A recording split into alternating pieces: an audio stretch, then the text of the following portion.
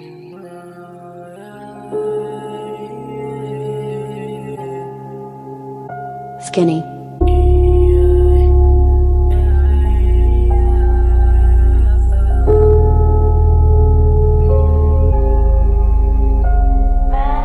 احيانا كان نفسي اسيب الكون واهرب، بس للاسف ما كنتش لاقي مهرب. كله كان بيتكلم عني، حدث رئيسي في نشرة. كله كان بيقول لي سيبك من العيشة، احفر قبرك. كله كان كارهني، محدش كان حبيبني. كله كان بيحكي، كله كان بيأذي، محدش كان فاهمني. كله كان بيأذي، محدش كان عايزني. كله كان سايبني لوحدي، محدش فكر يسألني مالك، ايه اللي حصلك، ايه اللي غير حالك، ايه اخبارك، ايه دنيتك، ايه اخبار احوالك. قلت لنفسي سيبك لحالك، احلالك، خليك مع نفسك احلى. دي مشاكل سحلة، ودي ايام كحلة، نحلة بنلف ندور كالنحلة.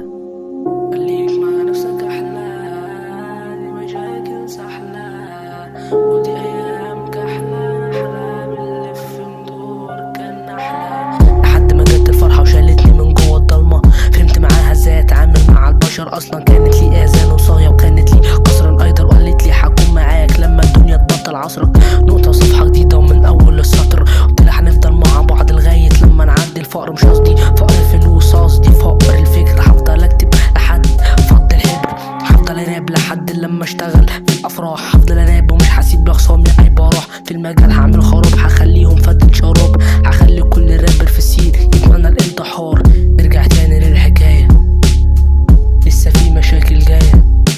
ما هو لو مفيش مشاكل تانية كنتش عملتها من البداية. مشاكل اهل وفي كتير منها، احتراما للخصوصية مش هنجيب سيرتها. محدش فاهمني، مفيش حد بيفهم، بس مصيرنا نموت وهنسيب الدنيا.